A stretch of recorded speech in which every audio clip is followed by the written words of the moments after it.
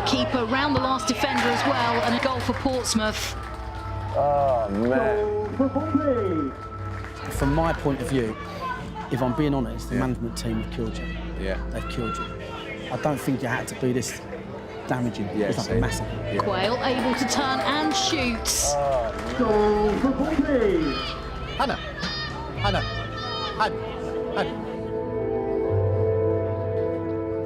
At the moment, they do the talking, but I just feel like I'm seen as a bit more of like an authoritative figure. Yeah. When really, there's shit I want to say. Well, she got gloves to that, but she couldn't keep it out.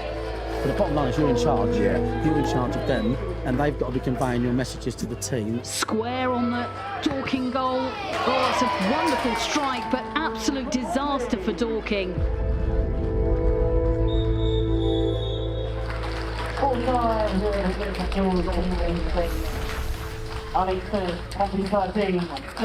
Wanderers 0.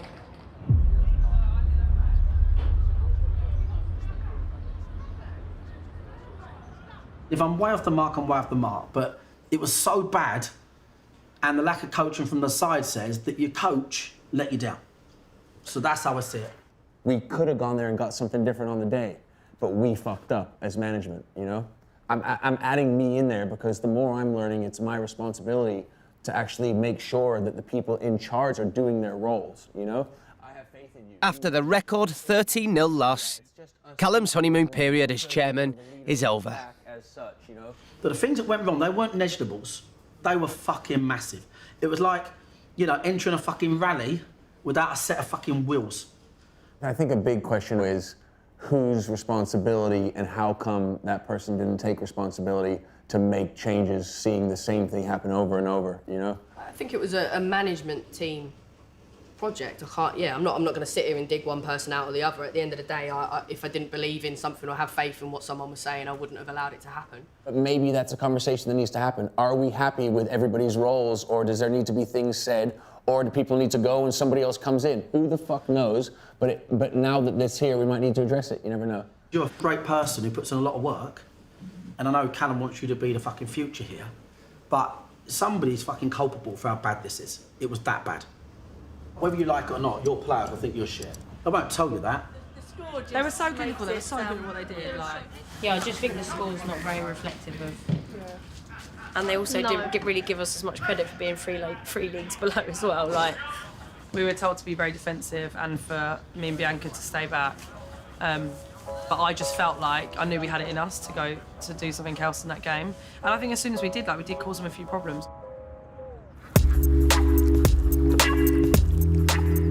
Coming from footballing royalty doesn't make Calum's first job in the game any easier. Woman. Yes, darling. Still licking his wounds from the Portsmouth defeat, there's only one person he can trust for advice. I'm good, how are you? Yeah, that smells really nice. Calum's mum, Angie, is the original wag. A former model and fitness guru, she brought Calum up in the glamorous world of Malibu. Since George died 17 years ago, she's raised her son on her own. We'll walk. Yeah, we can walk this way. You're very good at seeing when the bits of the things fit together and how to make them into a big one. Yeah. And you're very good at that. You always have been, ever since you were a little kid. I think when I first came in, I'm confident in myself, you know, as a man, to be like, this is who I am and this is what I'm doing. Whether or not you believe it or not, I don't give a shit, but I'll work to help you. But as always, you have to justify yourself to people because they think that you've been handed a golden platter and it's all, you've got it all. So you then, your whole life you've done it, you have to justify yourself. You don't, but you feel as though you do. Yeah, so I made a conscious effort to build a rapport and build relationships. And think now they're like, oh, this isn't like, you know, it wasn't just to kind of come in and mess about. It was actually serious. And you know what I've had to work on really carefully is that I'm such a softie that when serious decisions need to be made, that the certain people might not take me serious. And I was really nervous to step on toes, but then I'm like, no, I know a good character. I know what will be smart for this, and I'm gonna do that actually no matter what. So we're building it. I just, you know, because I'm so passionate about being successful and building empires and doing all this shit. that time. You don't want to wait. Yeah. You want it now. I literally am in there and I'm going, what can we do to be playing Manchester United tomorrow? Yeah? And everyone's like, whoa, we're tier 6. Like, slow the fuck down. And that's what it is. It's a process. It's called life. It's called experience. Yeah. And all the stuff you've gone through since your father died is what you now have inside you to make you the knowledgeable soul that you are. Yeah. And you can use it. And you're as smart as a whip, babes. And I have no thoughts other than all will be excellent. I love everything my son does. I love every step of his life and his progression. I love watching him grow. I've loved, as annoying as he is and as annoying as it has been, it's been absolutely brilliant because he's alive, he's vibrant, he's intelligent, and I get to watch the whole thing. And that's every mother's dream. Well, I'm gonna go fuck it up then.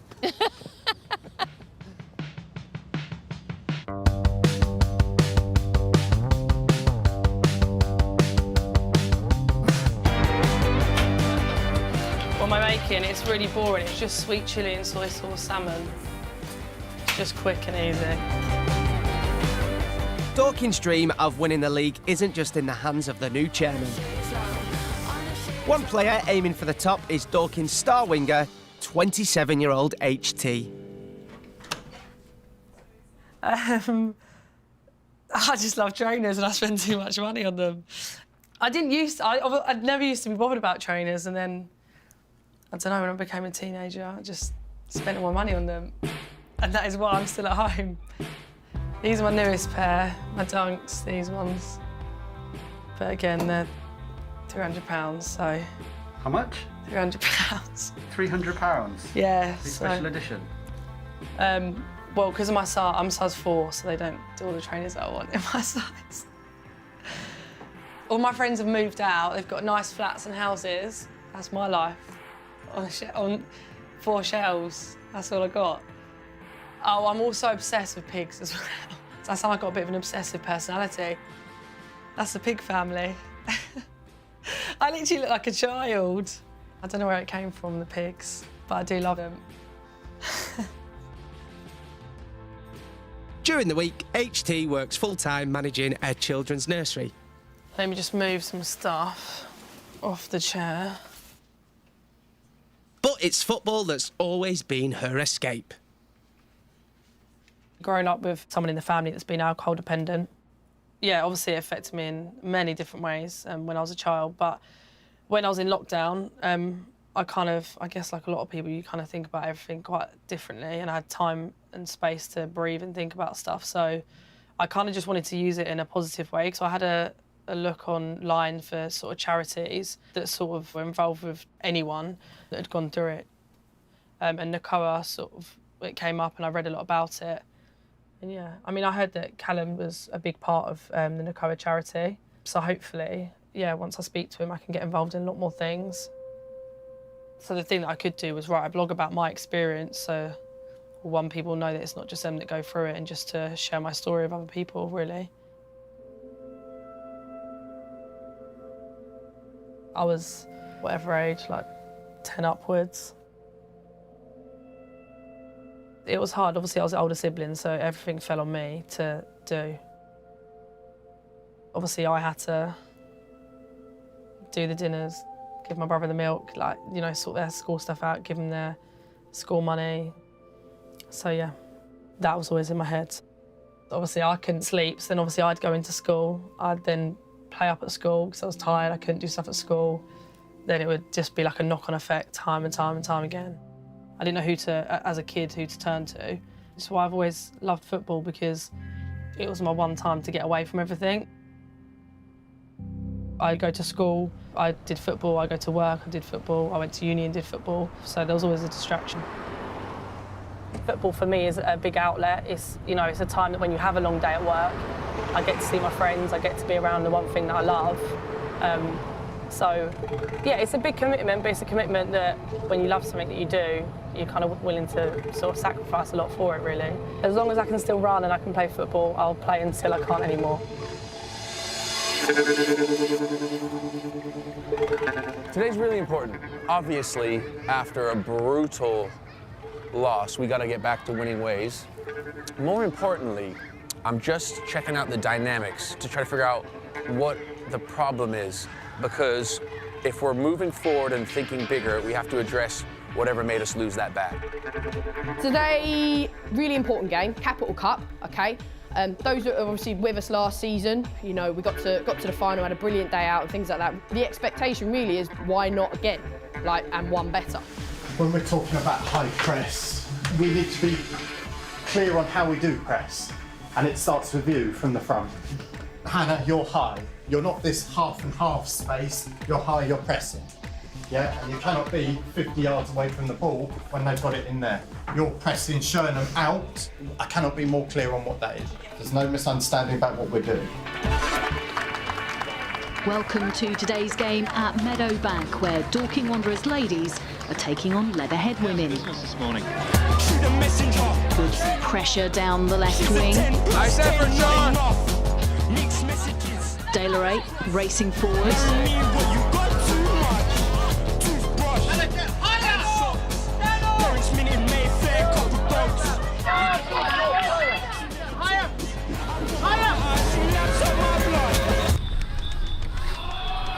It's half-time here in the first round of the Capital Women's Cup. Dorking Wanderers leading by 2-1, but it's been a tough battle so far. You're walking. Right? You can have the offside with me, but you need to look at your play. Because you have to what should you do. Well, do you want to stay out? Stay out and I'll do it. Yeah, I got it. I've got it.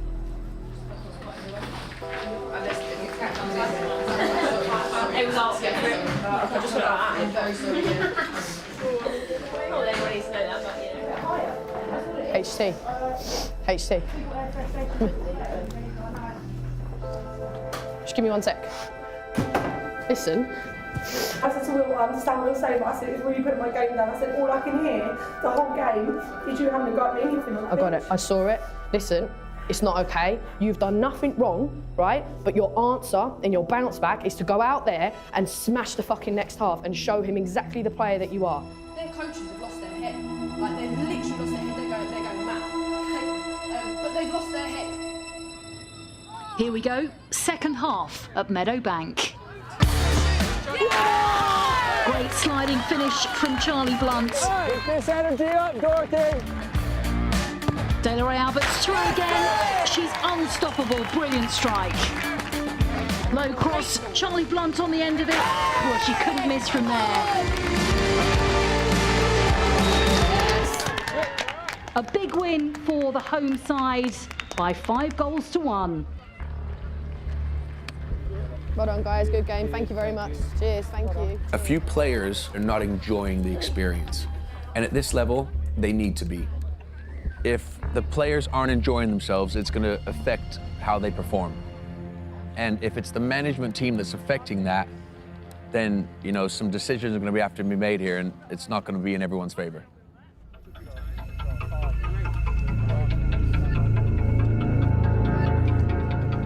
Despite Dorking's latest victory, Kat needs to address rising tensions at the club.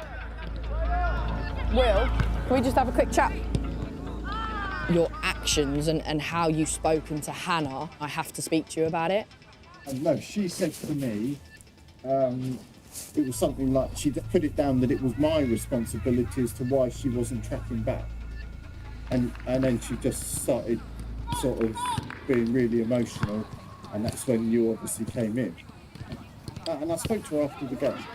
I said, I'm sorry if you think that I've been unfair in my assessment of what your first half performance was. And I said, you know, with me, you'll get honesty.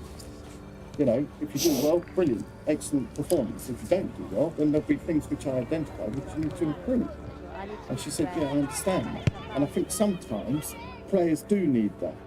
Not all the time, I get that. And I think sometimes they do need a kick up the arse, otherwise they get complacent with what their performances are I agree with the detail of your point in that we wanted Hannah to do some things differently to what she was doing.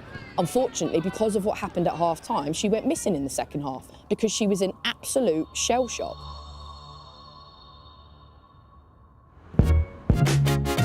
BBC Radio Surrey. Now, first on the show today, earlier this month we unveiled plans for this year's Surrey Day.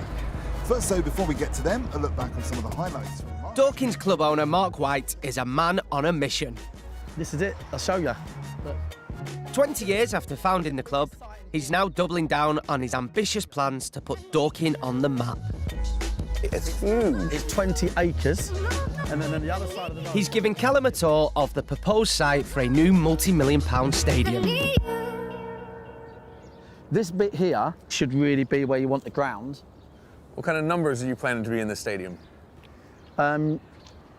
Maybe 10,000. So I reckon you're talking 5 to 10 million for the ground. Yeah. But success doesn't come cheap. Mark will need the ladies' team to pull their weight too.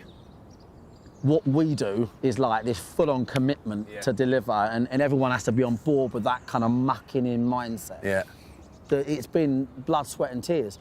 If you're going to moan at me, or if you're not going to do something basic well or whatever, show a bad attitude, definitely not for this club. I think the ladies, you know, has got a lot of involvement there. Yeah. A lot of involvement. It's like, you know, it'd be a tragedy if we weren't promoted this year and next year and the next year and moved with the times and the progression of the club. Wow, man, I didn't expect the size of this thing. Yeah, big project, isn't it?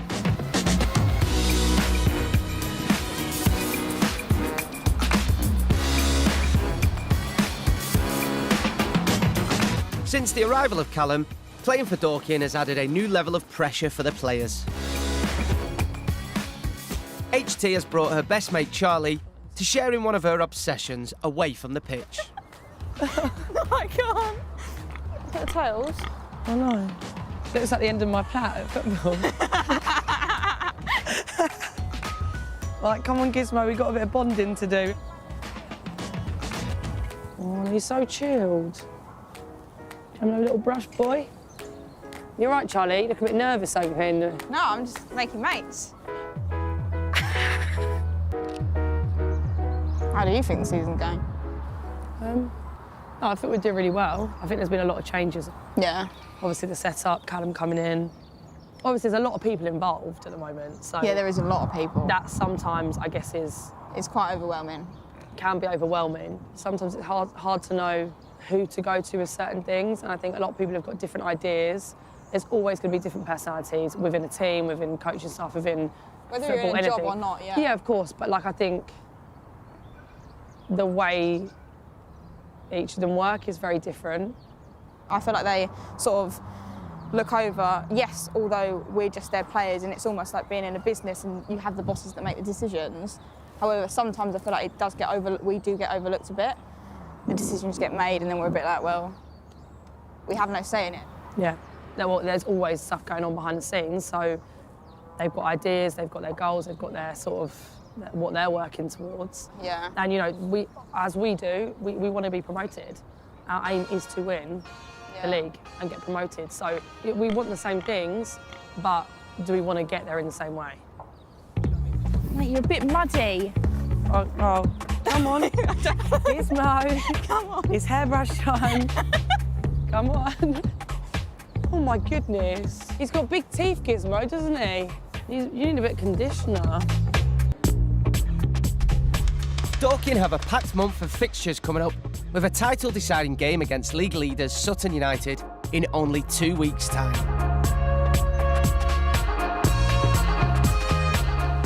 After 3 months in the job, Calum is about to make his first big decision as chairman. When I came in, Mark kept laughing about the fact that, you know, soon you're going to have to start sacking people. And, like, he joked about it. And it's not something I want to do. It's not something about the excitement of this thing. But the reality is this club and where it's going and what it's established has to have this kind of ruthlessness as well. Hey, Calum. How are you, my love? I'm really good. Yeah, really good. good. How are you? Good, good. So I just thought we should catch up a bit about Will. I think, you know, it's not an easy decision to make, but I think if you agree, we might have to let Will go here and start to look for a new coach that understands what we're trying to build. Yeah, I agree, and I think it will be good for us to move forward with someone who works more in unison with all of us. Yeah. And, you know, there's no hard feelings, but we've got to do what's best for the club. It's really, really tricky for me, though, because I don't want to disrupt the girls. I don't want to cause any animosity. But the reality is that, you know, we have a vision of where we're going to go with this. And sometimes shit decisions that are going to upset people are going to have to be made. And the sooner we start making them to show that there's a plan of action here, the better. So looking for a new coach, I've got a few people in mind. I'm sure you might as well. And then we'll start putting some feelers out and just try to get this ball rolling as quick as possible. Yeah, definitely. Cool. Speak to you soon. Bye, Kat. All right, cheers, bye. My biggest fear isn't about letting go of Will, it's about what it's going to do to the girls. But I really, even this early on, want the girls to see that there's a plan here. It's not just get through the season. It's like, where are we going to be in 4 years? And let's start taking those steps to get there now.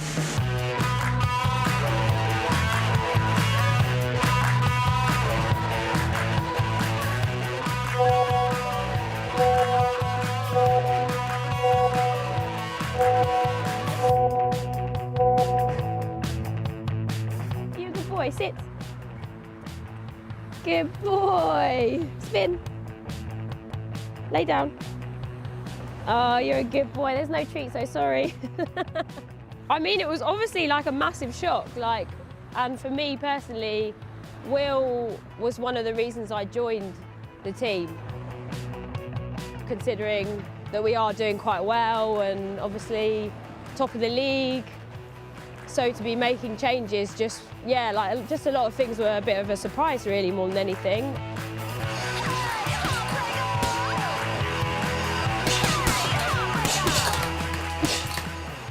We know that Kat and Calum have made a decision that they think is in the best interest of the club going forward.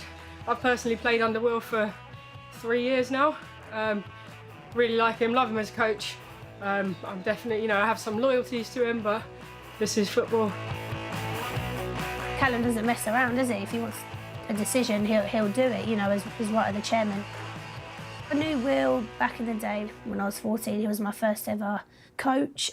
So yeah, I've got a lot of time for him. He's a lovely guy. He's always been very good to me.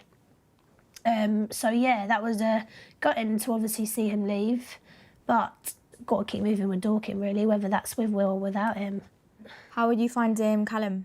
Yeah, really good actually. It was he's been really good actually. I think the pace we're going at and the ambition, the drive he gives us is amazing, and it's so important for us because I feel if we didn't have that, we'd be at a different place at the moment. So he's sort of just that engine in the car for us. I trust him. I trust him within the club. Oh my gosh, Fiona, they're so nice, as always. Good, it's been too long.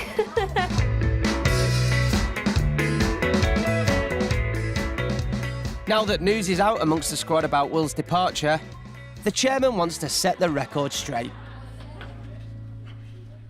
First and foremost, I want you all to know that, when I come in here and decisions are made, it's not to, upset anybody. There's, you don't want to rock the boat, because I hope you all know, I really want to make an effort to be friends with everybody, build a rapport, but I also have to do this thing where I have to see what we need to do to take the club to certain places. And we made a decision that we thought was best for the club and moving forward. So there'll be a new coach, and it's a decision we're going to have to make of who we think is going to take us forward.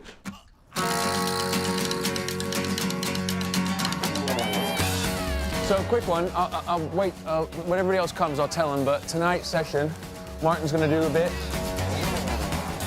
Calum is wasting no time in finding a new head coach to replace Will. You know Calum?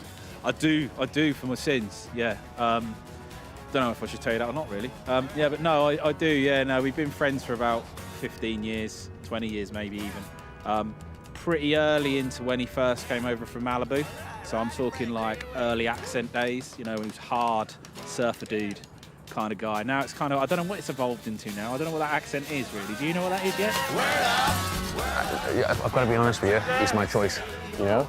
But also, there's a thing of, yeah, of course. It's your head there. Yeah. So if you want to bring someone in, it's just your mate. Yeah, stupid, yeah. I mean, I'm not going to do it. I just want to make clear, I wouldn't pick him because he's my fucking friend. He would have to, no, I need to make it clear, though, because there's an incentive. I don't want there to be this thing, oh, we got the role because of that. And he wants to make sure Martin makes a good first impression. You know what I really like, which was really smart, is that the more names of players you can say, I think is a better vibe, you know? Because if they know that you put that effort in, that's huge to me. So we're going to go 15, 20 minutes now with Martin, okay? So we'll hand over with you guys. Need anything else? No, I'm fine. Good to go. Cool. We're going to be doing a session on pressing today. We're going to do a little 1v1 just over here on this touch line. Yes, it's all good.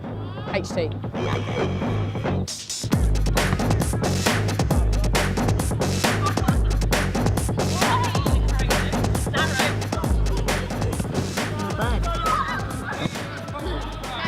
The new coaching session isn't quite going to plan. Did he step on it? Yeah. Just got started on my ankle.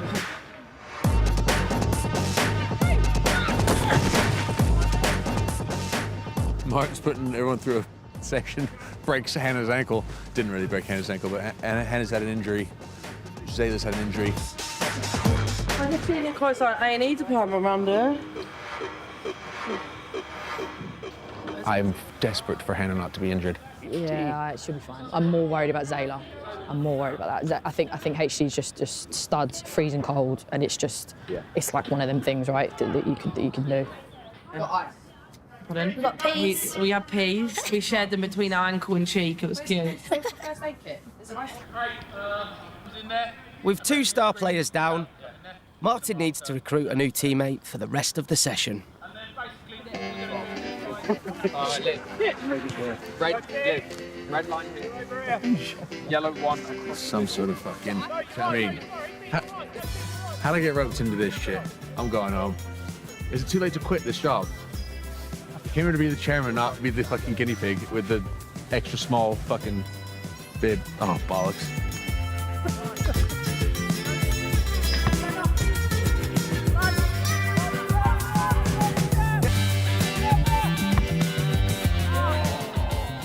I'm buzzing because of the good energy that's here right now. I can fucking feel it, yeah?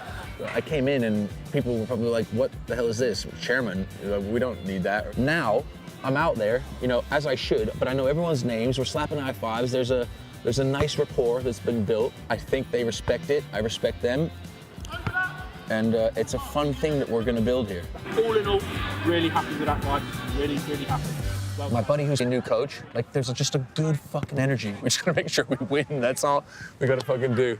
Imagine all this talk. If I look back at this thing and, you know, there wasn't a promotion, I'll be like, you absolute dick. But there will be. I'm not worried about it. What the hell has happened to Calum Bear? Yeah.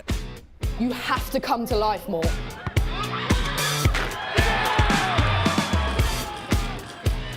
You watch that game, you didn't think we were going for the title, would you? Can we stop the interview now?